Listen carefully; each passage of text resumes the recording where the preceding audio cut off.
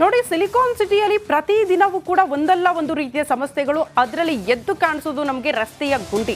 ಅದೆಷ್ಟು ಜನ ಬಲಿಯಾದ್ರು, ಅದೆಷ್ಟು ಜನ ಗಂಭೀರವಾಗಿ ಗಾಯಗೊಂಡ್ರು, ಪ್ರತಿದಿನ ಸುದ್ದಿ ಮಾಡಿದ್ರು ಕೂಡ ಪಾಲಿಕೆ ಅಧಿಕಾರಿಗಳು ಮಾತ್ರ ಎಚ್ಚೆತ್ತುಕೊಂಡಿಲ್ಲ. ರಸ್ತೆಯ ಯಮಗುಂಡಿಗೆ ಇನ್ನೆಷ್ಟು ಬಲಿಬೇಕು ಅಂತ ಪ್ರಶ್ನೆ ಮಾಡಬೇಕಾದಂಥ ಪರಿಸ್ಥಿತಿ. ಯುವಕನ ಸಾವಿನ ಬಳಿಕವೂ ಕೂಡ ಯಾಕೆ ನಿರ್ಲಕ್ಷ್ಯ? ಒಂದು ಸಾವಿಗೆ ಬುದ್ಧಿ ಕಲ್ತಿಲ್ವಾ BWSSB ಅನ್ನೋದು ಕೂಡ ಪ್ರಶ್ನೆ ಆಗುತ್ತೆ. ಬೋರ್ಡ್ ಇಲ್ಲ, ಬ್ಯಾರಿಕೇಡ್ ಇಲ್ಲ, ಲೈಟ್ ಹಾಕಿಲ್ಲ. ಜಲಮಂಡಳಿ BBMP ನಿರ್ಲಕ್ಷ್ಯ ಎದ್ದು ಕಾಣಿಸ್ತಾ ಇದೆ. ಬೆಂಗಳೂರಿನಲ್ಲಿ ರಿಪಬ್ಲಿಕ್ ಕನ್ನಡ ರಿಯಾಲಿಟಿ ಚೆಕ್ ಕೂಡ ನಡೆಸಿದೆ. ಬಹಳ ದಿನ ಆಗಿಲ್ಲ, ಈಗ ಒಂದು 20 ದಿನದ ಹಿಂದೆ ಒಬ್ಬ ಯುವಕ ಇದೇ ರೀತಿ ಯಾವುದೇ ಬೋರ್ಡ್ ಹಾಕಿರಲಿಲ್ಲ, ಸ್ಟ್ರೀಟ್ ಲೈಟ್ ಇರಲಿಲ್ಲ, ಗುಂಡಿಗೆ ಬಿದ್ದು ಮೃತಪಟ್ಟಿದ್ರು. ಇನ್ನಿಬ್ಬರು ಯುವಕರು ಗಂಭೀರವಾಗಿ ಗಾಯಗೊಂಡಿದ್ರು. ಆ ಕೇಸಲ್ಲಿ ಉಲ್ಟಾ ಸಂಚಾರಿ ನಿಯಮಗಳನ್ನು ಪಾಲನೆ ಮಾಡಿಲ್ಲ ಅಂತ ಒಬ್ರು ಮೃತಪಟ್ಟರು ಕೂಡ ಅವ್ರ ಮೇಲೇನೆ ಕೇಸ್ ಹಾಕ್ಬಿಟ್ಟಿದ್ರು. ಹಾಗಾಗಿ ತಮ್ಮ ತಪ್ಪನ್ನ ಮುಚ್ಚಿಕೊಳ್ಳುವ ಪ್ರಯತ್ನ ಕೂಡ ಆ ಪ್ರಕರಣದಲ್ಲಿ ಆಗಿತ್ತು. ಈಗ ಮತ್ತೆ ಅಂಥದ್ದೇ ಎಡವಟ್ಟು ನಮಗೆ ಕಾಣೋದಕ್ಕೆ ಸಿಗ್ತಾ ಇದೆ. ಮೇಘರಾತ್ ರಸ್ತೆಯಲ್ಲಿ ಬೇಜವಾಬ್ದಾರಿಯ ಕಾಮಗಾರಿ. ಅಶೋಕ ನಗರದ ಗರುಡ ಮಾಲ್ ಪಕ್ಕದ ರಸ್ತೆ ಇದು. ಹಸ್ಮಾಟ್ ಕಡೆ ಸಂಚರಿಸುವ ರಸ್ತೆಯಲ್ಲಿ ಕಾಮಗಾರಿ. ಜಲಮಂಡಳಿ ನಿರ್ಲಕ್ಷ್ಯ ಎದ್ದು ಕಾಣಿಸ್ತಾ ಇದೆ. ಬೈಕ್ ಸವಾರರಿಗೆ ಆಪತ್ತು ಎದುರಾಗಿದೆ. 2 ದಿನದಿಂದ ಕಾಮಗಾರಿ ಮಾಡ್ತಾನೆ ಇದ್ದಾರೆ BWSSB. ನೀವು ಕಾಮಗಾರಿ ಮಾಡೋದಕ್ಕೆ ಪ್ರಾಬ್ಲಮ್ ಅಲ್ಲ, ಕಾಮಗಾರಿ ಮಾಡ್ತಿದ್ದೀರಿ ಅಂತ ಆದ್ರೆ ಅಲ್ಲೊಂದು ಬೋರ್ಡ್ ಹಾಕಬೇಕು, ಬ್ಯಾರಿಕೇಡ್ಗಳನ್ನು ಅಳವಡಿಸಬೇಕು. ಅಟ್ಲೀಸ್ಟ್ ಬೈಕ್ ಸವಾರರು ಆ ದಾರಿಯನ್ನ ಬಿಟ್ಟು ಬೇರೆ ಕಡೆ ಓಡಾಡ್ತಾರೆ. ಅದ್ಯಾವುದು ಇಲ್ಲದೆ ಯಾರಾದರೂ ಬಿದ್ದು ಏನಾದರೂ ಹೆಚ್ಚು ಕಡಿಮೆ ಆದರೆ ಏನು ಮಾಡಬೇಕು ಅನ್ನೋದು ಪ್ರಶ್ನೆ ಆಗುತ್ತೆ. ಈ ಕುರಿತ ಒಂದು ಪ್ರತ್ಯಕ್ಷ ವರದಿ ಇದೆ, ಬನ್ನಿ ನೋಡ್ಕೊಂಡು ಬರೋಣ. ಜಲಮಂಡಳಿ ತೋಡಿದಂತಹ ಗುಂಡಿಗೆ ಕಳೆದ ತಿಂಗಳು ಯುವಕನೋರ್ವ ಬಿದ್ದು ಸಾವನ್ನಪ್ಪಿರುವಂತಹ ಘಟನೆ ಕೊಮ್ಮನಘಟ್ಟದಲ್ಲಿ ನಡೆದಿತ್ತು. ಇದಕ್ಕೆ ಜಲಮಂಡಳಿಯ ನಿರ್ಲಕ್ಷ್ಯವೇ ಪ್ರಮುಖ. ನನ್ನ ನೆಲದ ಭಾಷೆಯು ದೂರ ಬಲು ದೂರ, ಈ ಮನಕಂತೂ ದಾರಿ ತೋರುತ್ತಿದೆ. ಆ ಭಾಷೆಯದೇ ಬೆಳಕು ಬೆಳಕುವ ಬೆಳಕು ಬೆಳಕುವ.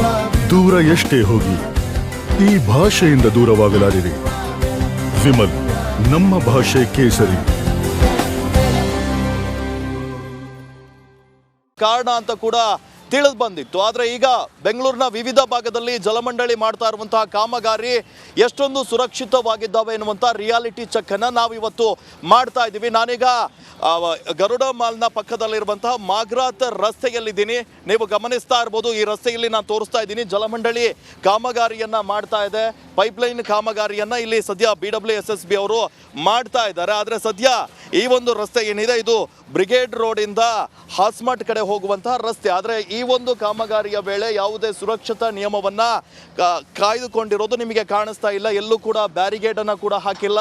ಅಂದ್ರೆ ಜನರಿಗೆ ಇಲ್ಲಿ ಕೆಲಸ ನಡೀತಾ ಇದೆ ಅನ್ನುವಂಥ ಕೂಡ ಗೊತ್ತಾಗಲ್ಲ. ಏನಾದರೂ ಈ JCBಗಳು ನೋಡಿದ್ರೆ ಏನೋ ಕೆಲಸ ನಡೀತಾ ಇದೆ ಅಂತ ಹೇಳ್ಬೋದು. ಆದರೆ ಇವುಗಳು ಕೆಲಸವನ್ನ ನಿಲ್ಲಿಸಿದ್ವು ಅಂತ ಹೇಳಿದ್ರೆ ಏನ್ ಕತೆ? ರಾತ್ರಿಯ ವೇಳೆ ವಾಹನ ಸವಾರರು ಈ ಮಾರ್ಗದಲ್ಲಿ ವೇಗವಾಗಿ ಬಂದು ಏನಾದರೂ ಹೆಚ್ಚು ಕಡಿಮೆ ಆದ್ರೆ ಯಾರು ಹೊಣೆ ಎನ್ನುವಂತಹ ಪ್ರಶ್ನೆ ಕೂಡ ಇಲ್ಲಿ ಉದ್ಭವಿಸ್ತಾ ಇದೆ. ಈ ಹಿಂದೆ ಜಲಮಂಡಳಿ ಅಧ್ಯಕ್ಷರು ಕೂಡ ನಾವೆಲ್ಲ ಕಾಮಗಾರಿಯಲ್ಲಿ ಸುರಕ್ಷತಾ ನಿಯಮವನ್ನ ಪಾಲಿಸ್ತೇವೆ ಅಂತ ಹೇಳಿದ್ರು. ಆದರೆ ಇಲ್ಲಿ ಯಾವುದೇ ಸುರಕ್ಷತಾ ನಿಯಮ ಇಲ್ಲದೆ ಇರೋದು ಸ್ಪಷ್ಟವಾಗಿ ಕಾಣ್ತಾ ಇದೆ. ಯಾವುದಾದ್ರೂ ಅನಾಹುತ ಆದ ನಂತರ ಎಚ್ಚೆತ್ತುಕೊಂಡು ಅವರಿಗೆ ಪರಿಹಾರವನ್ನ ನೀಡುವ ಬದಲು ಯಾವುದೇ ಅನಾಹುತ ಆಗುವ ಮುನ್ನವೇ ಎಚ್ಚೆತ್ತುಕೊಂಡು ಈ ಕೆಲಸವನ್ನ ಅಂದ್ರೆ ಸುರಕ್ಷತಾ ಕಾಮಗಾರಿಯನ್ನ ಮಾಡಬೇಕು ಅನ್ನೋದು ರಿಪಬ್ಲಿಕ್ ಕನ್ನಡದ ಆಗ್ರಹವಾಗಿದೆ. ಕ್ಯಾಮರಾ ಪರ್ಸನ್ ಮುತ್ತುರಾಜ್ ಜೊತೆ ಧ್ರುವರಾಜ್, ರಿಪಬ್ಲಿಕ್ ಕನ್ನಡ, ಬೆಂಗಳೂರು. ದಕ್ಷಿಣ ಕನ್ನಡ ಜಿಲ್ಲೆಯಲ್ಲೂ ಕೂಡ ಜಿಲ್ಲಾಡಳಿತ ಹೈ ಅಲರ್ಟ್ ಆಗಿಬಿಟ್ಟಿದೆ. ಗಡಿಯಲ್ಲಿ 3 ಚೆಕ್ ಪೋಸ್ಟ್ಗಳನ್ನು ನಿರ್ಮಾಣ ಕೂಡ ಮಾಡಲಾಗಿದೆ. ಪಶು ಸಂಗೋಪನಾ ಇಲಾಖೆ ವಿಶೇಷ ತಂಡ ರಚನೆ ಕೂಡ ಮಾಡಿದೆ. ಸೊ ಹೇಗಿರುತ್ತೆ ರೋಗದ ಲಕ್ಷಣಗಳು, ಜಿಲ್ಲಾಡಳಿತ ಕೈಗೊಂಡಿರುವಂತಹ ಕ್ರಮಗಳು ಹೇಗಿದೆ, ಆ ಕುರಿತೊಂದು ಸ್ಪೆಷಲ್ ರಿಪೋರ್ಟ್ ಇಲ್ಲಿದೆ.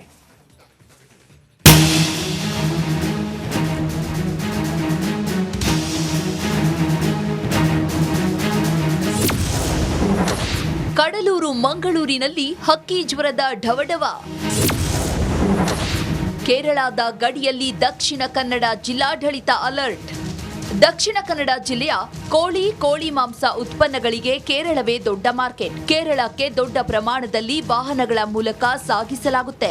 ಮಾಂಸ ಸಾಗಿಸಿ ಕೇರಳದಿಂದ ವಾಪಸ್ಸಾಗುವ ವಾಹನಗಳ ಸ್ಯಾನಿಟೈಸ್ಗೆ ಜಿಲ್ಲಾಡಳಿತ ನಿರ್ಧರಿಸಿದೆ.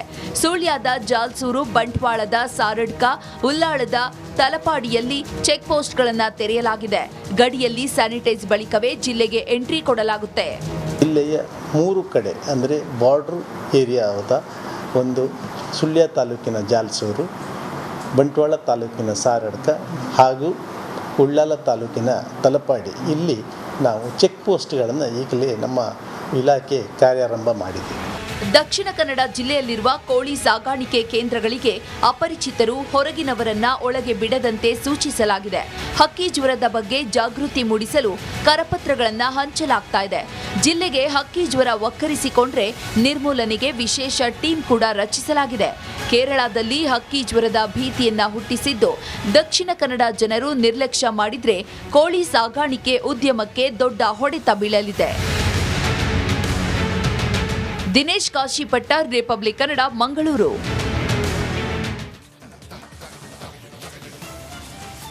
ಉದ್ಯಾನ ನಗರಿಯ ಜನ ಬಿರು ಬಿಸಿಲಿಗೆ ಬೆಂಡಾಗಿ ಹೋಗಿದ್ದಾರೆ. ದಿನ ಕಳೆದ ಹಾಗೆ ಸಿಲಿಕಾನ್ ಸಿಟಿ ಬೆಂದ ಕಾಳೂರಾಗ್ತಾ ಇದೆ.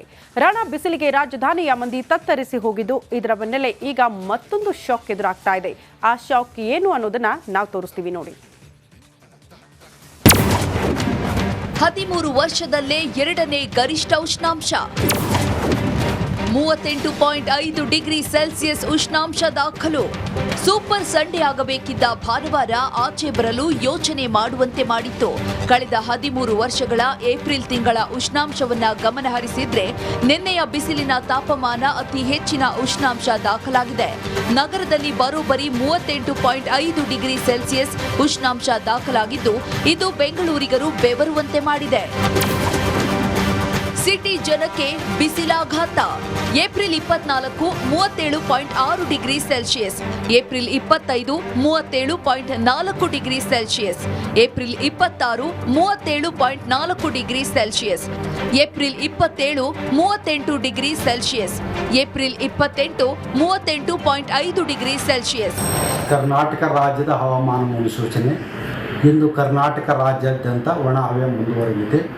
ರಾಯಚೂರು ಮತ್ತು ಕಲಬುರಗಿಯಲ್ಲಿ ಗರಿಷ್ಠ ಉಷ್ಣಾಂಶ 43 ಡಿಗ್ರಿ ಸೆಂಟಿಗ್ರೇಡ್ ದಾಖಲಾಗಿದೆ. ಬಾಗಲಕೋಟೆ ಮತ್ತು ಕೊಪ್ಪಳದಲ್ಲಿ 42 ಡಿಗ್ರಿ ಸೆಂಟಿಗ್ರೇಡ್ ಗರಿಷ್ಠ ಉಷ್ಣಾಂಶ ದಾಖಲಾಗಿದ್ದರೆ, ಬೆಂಗಳೂರಿನಲ್ಲಿ ಗರಿಷ್ಠ ಉಷ್ಣಾಂಶ 38.5 ಡಿಗ್ರಿ ಸೆಂಟಿಗ್ರೇಡ್ ಗರಿಷ್ಠ ಉಷ್ಣಾಂಶ ದಾಖಲಾಗಿದೆ. ಮುಂದಿನ 5 ದಿನಗಳವರೆಗೆ ಕರ್ನಾಟಕ ರಾಜ್ಯದ ಎಲ್ಲ ಜಿಲ್ಲೆಗಳಲ್ಲಿ ಒಣ ಹವೆ ಮುಂದುವರಿಯುವ ಹೆಚ್ಚಿನ ಸಾಧ್ಯತೆ ಇದೆ. ರಕ್ಕಸ ಬಿಸಿಲಿನಿಂದ ಬೆವೆತ ಜನರಿಗೆ ಮತ್ತೊಂದು ಶಾಕಿಂಗ್ ನ್ಯೂಸ್ ಎದುರಾಗಿದ್ದು, ಇಂದಿನಿಂದ 1 ವಾರ ಮತ್ತೆ ಬಿಸಿಲು ಅಬ್ಬರಿಸೋ ಎಚ್ಚರಿಕೆಯನ್ನ ಹವಾಮಾನ ಇಲಾಖೆ ನೀಡಿದೆ. ಇನ್ನು ಉತ್ತರ ಮತ್ತು ದಕ್ಷಿಣ ಒಳನಾಡಿಗೆ ಮುಂದಿನ ವಾರ ಆರೆಂಜ್ ಅಲರ್ಟ್ ಸೂಚನೆಯನ್ನ ಕೊಟ್ಟಿರುವ ಇಲಾಖೆ ಹೀಟ್ ವೇವ್ನ ಎಚ್ಚರಿಕೆಯನ್ನ ಕೊಟ್ಟಿದೆ.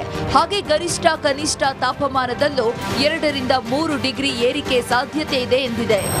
ಉತ್ತರ ಹಾಗೂ ದಕ್ಷಿಣ ಒಳನಾಡಿನ ಕೆಲವು ಜಿಲ್ಲೆಗಳಲ್ಲಿ ಹೀಟ್ ವೇವ್ ಕಂಡೀಷನ್ಸ್ ಉಷ್ಣ ಅಲೆಗಳು ಮುಂದುವರಿಯುವ ಸಾಧ್ಯತೆ ಇದೆ.